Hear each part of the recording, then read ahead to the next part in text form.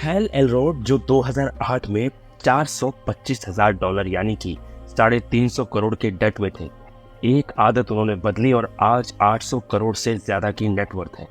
Basketball की दुनिया के सबसे बड़े सितारों में गिने जाने वाला एक नाम कोबी ब्रायंट कैसे अपने करियर के शिखर तक पहुंचा और कैसे बना वो top paid athlete. Modi ji, Tim Cook, Indra Nooyi, Richard Branson, Mike Tyson, ये सब अपनी फील्ड के सूरमा हैं। एक ऐसी चीज है जो इन सब को जोड़ती है।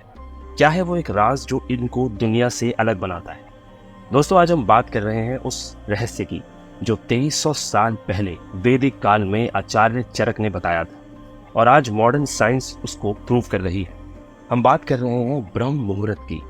क्या ब्रह्म मुहूर्त सच में एक ब्रह्म है या फिर इसमें छुपा है कुछ अनोखा सच? क्या इसमें कोई खास शक्ति छुपी है?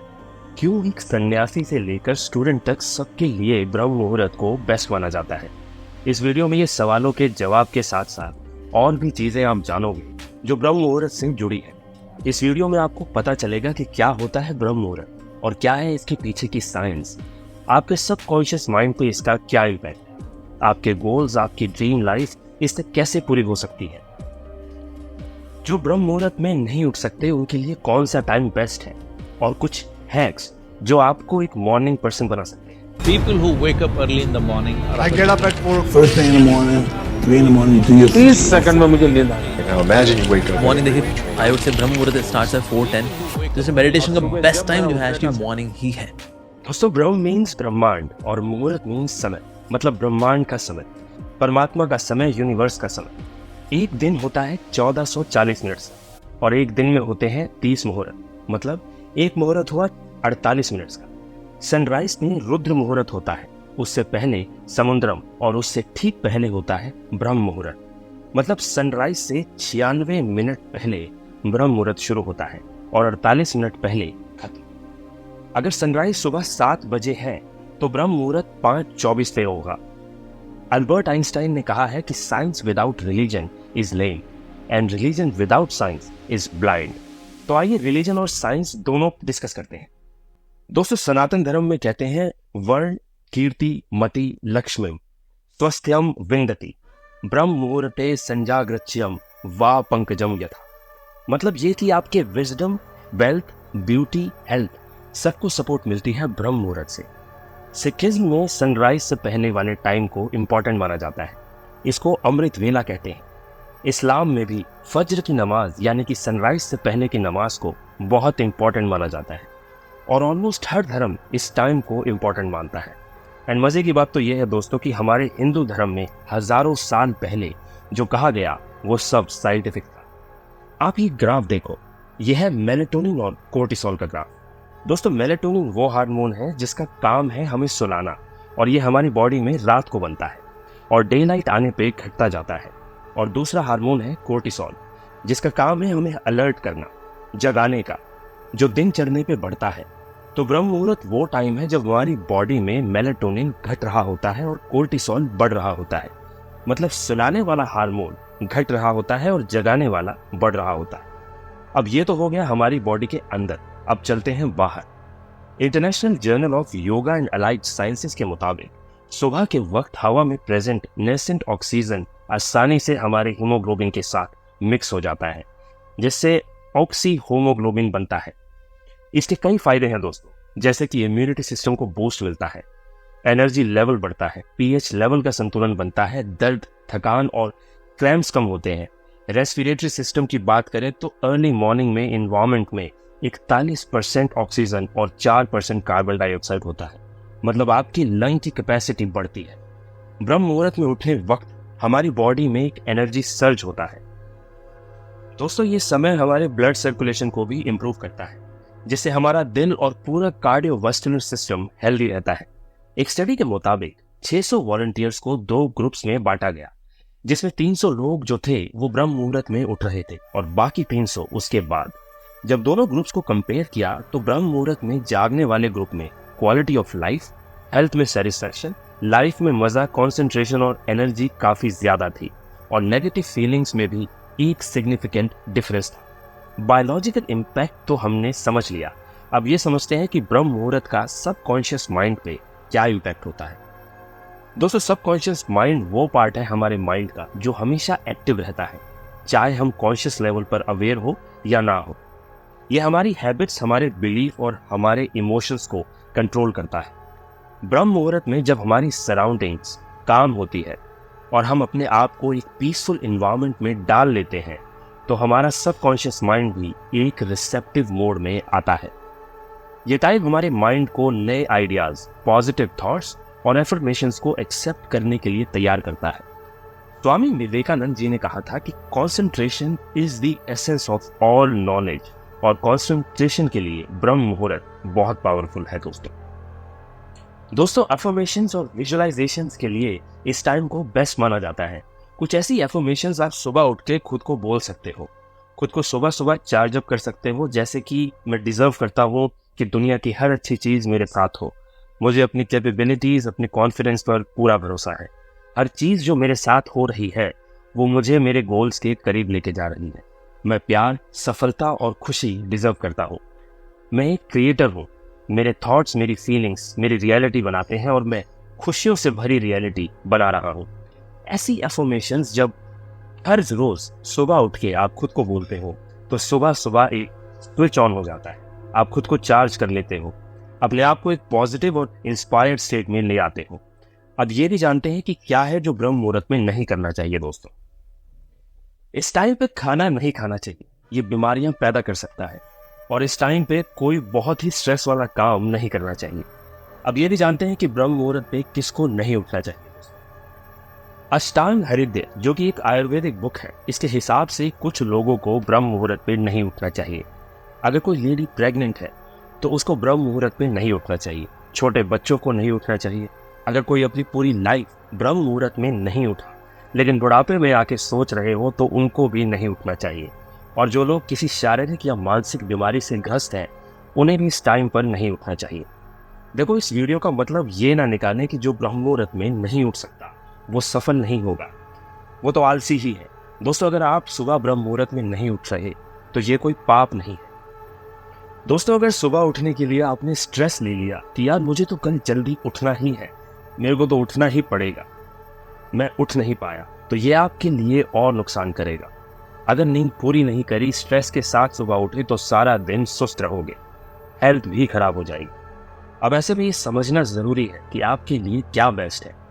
लेकिन पहले ये बताओ कि आप किस टाइम उठते हो, नीचे कमेंट्स में, और देखते हैं कमेंट्स में कि जो लोग ये वीडियो देख रहे हैं उसमें से मैक्सिमम लोगों के उठने का पैटर्न आखिर क्या है। अगर आपका काम या रूटीन ऐसा है कि बहुत जल्दी उठना आपके लिए पॉसिबल नहीं है, 4-5 बजे जैसा टाइम आपके लिए अगर इम्पॉसिबल है, तो कोशिश करो अपने सर्कैडियन रिदम को मेंटेन करने की। दोस्तों सर्कैडियन साइकिल बॉडी के बायोलॉजिकल क्लॉक को कहते हैं। अब चाहे कोई ह्यूमन हो, जानवर हो, ये सब पे काम करता है। हमारे ब्रेन के हाइपोथैलेमस में एक मास्टर क्लॉक होती है, आंखों में कितनी डे लाइट जा रही है उससे इसको पता चलता है। बॉडी में सिग्नल जाता है कि इस टाइम पे बॉडी को क्या करना चाहिए। जानवर आज भी कोई घड़ी से तो नहीं चल रहे दोस्तों, वो अपने बायो क्लॉक से चलते हैं। अगर हमारे रिदम डिस्टर्ब हो जाते हैं, जैसे कि इरेगुलर स्लीप, रात को लेट तक लाइट का एक्सपोजर, तो हमारी हेल्थ और डेली लाइफ इफेक्ट होती है।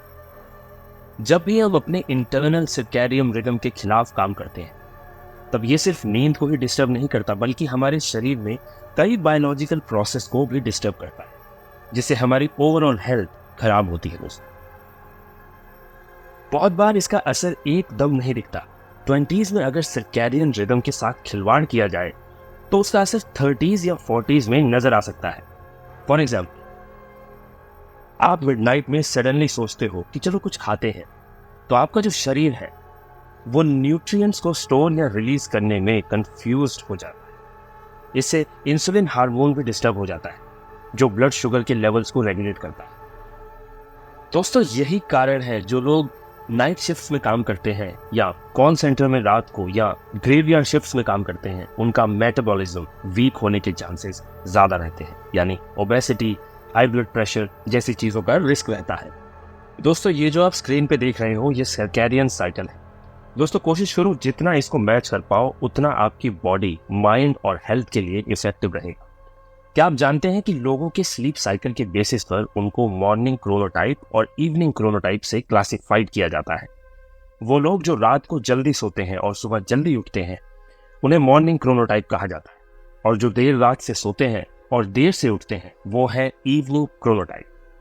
हार्वर्ड प्लेटफॉर्म पर एक रिसर्च डेटा के हिसाब से इवनिंग क्रोनोटाइप के जो स्टूडेंट्स हैं इनमें स्ट्रेस और एंजाइटी ज्यादा होता है as compare to morning chronotype.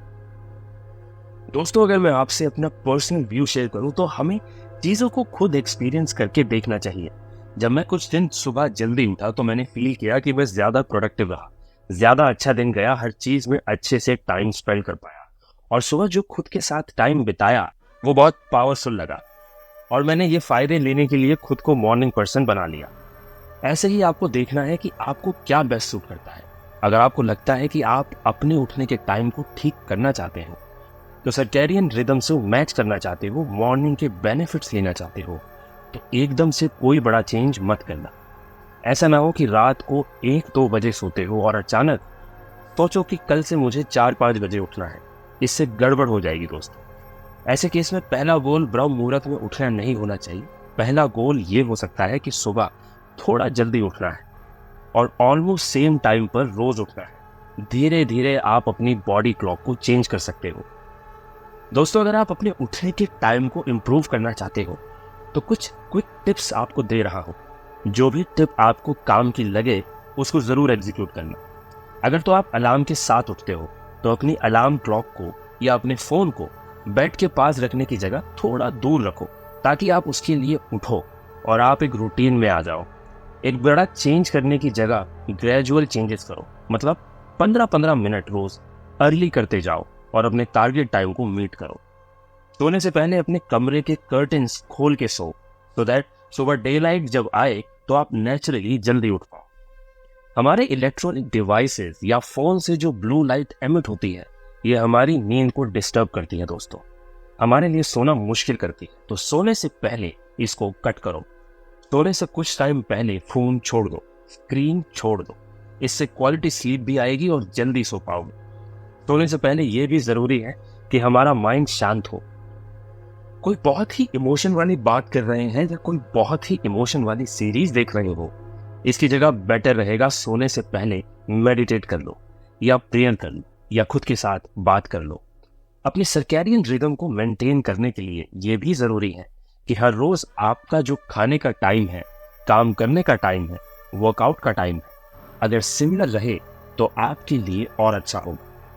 शाम के 3-4 बजे के बाद अगर आप कॉफी ले रहे हो या हाई कैफीन ले रहे हो तो वो आपकी स्लीप को डिस्टर्ब कर सकती है, सोना मुश्किल कर सकती है। अगर आप सुबह उठकर एक्सरसाइज करते हो तो आपकी बॉडी में एक फ्रेशनेस आती है दोस्त।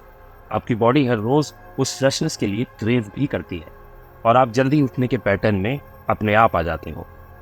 अंत में दोस्तों याद कीजिए, बचपन में जब शाबाशी मिलती थी तो हम और एनकरेज होते थे।